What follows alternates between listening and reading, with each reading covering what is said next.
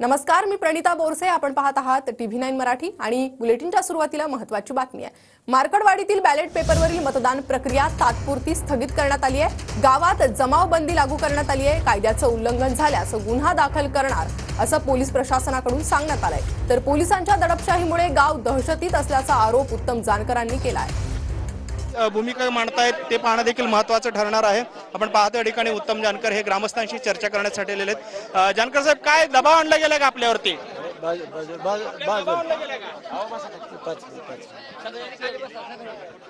आपण पाहतोय की या ठिकाणी उत्तम जानकर हे आपल्या ग्रामस्थांसोबत चर्चा करत आहेत आणि पुढची भूमिका जी आहे ती या ठिकाणी ठरवत आहेत.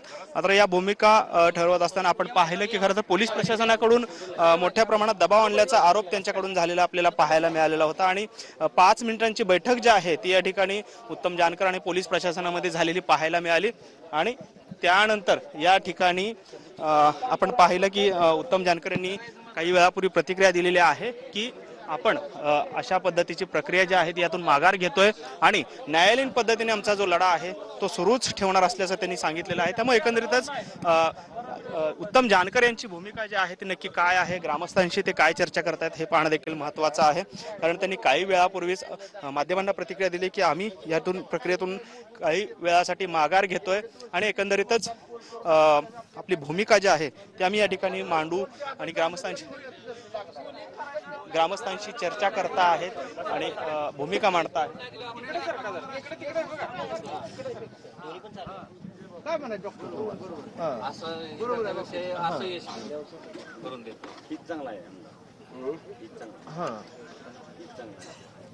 भरपूर जमा झाले. अजून लोक ते बॅरिकेड लावून साईडला सगळे थांबवले.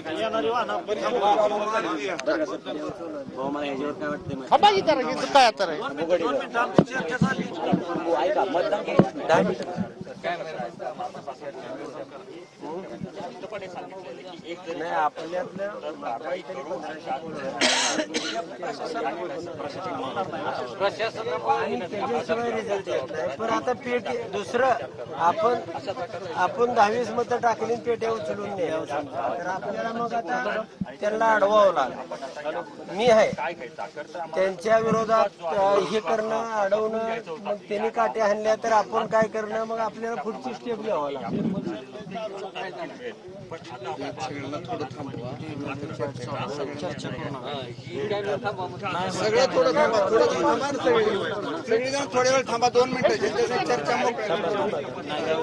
त्यांनी पेट्या न्यायला लागली तर मग आपल्याला त्या ठिकाणी त्यांच्या बरोबर 2 हात करावं लागेल सगळ्याला.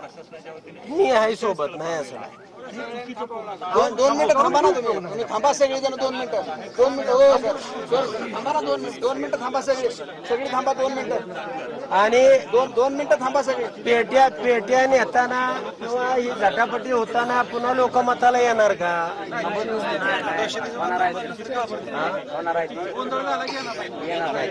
गोंधळ म्हणजे आपण नेऊ देणार नाही, ती न्यायला हे करणार, त्यावेळेला मग बाकीचं काय होईल घडेल सांगता येणार नाही.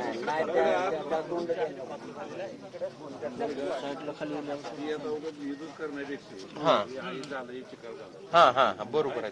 तुम्हाला स्टेटमेंट काय द्यायचं द्या. तुम्हाला काय लोक आले पाहिजेत.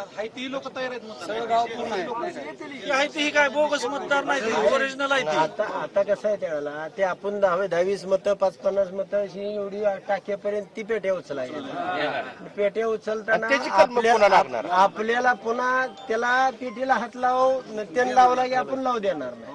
सरळ आहे. त्याचा विषय असा चालू होणार तिथं. मग लढायचं तयारी आहे का शेवटपर्यंत? काय होईल? नाही लढून उपयोग नाही. कुठेतरी थांबलं पाहिजे. काढणार नाही, थांबलं पाहिजे.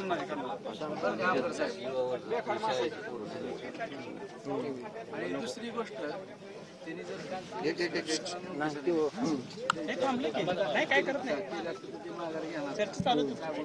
हो ते नाही विषय होणार, तो नाही विषय. पण गुन्हा नाही, नोटीस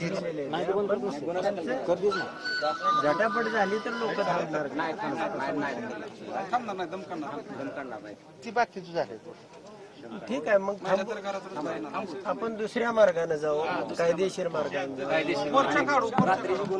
आपण तहसीलवरती मोर्चा काढू, वेगवेगळ्या पद्धतीनं सगळा एक त्याचा निषेध करू. हे बाबा करू दिलं नाही, आपण 4-8 दिवसामध्ये अख्ख्या तालुक्याचा एक मोर्चा काढू सगळी मिळून. अशा पद्धतीनं करू शेवटी काय. डॉक्टर बाबासाहेब आंबेडकर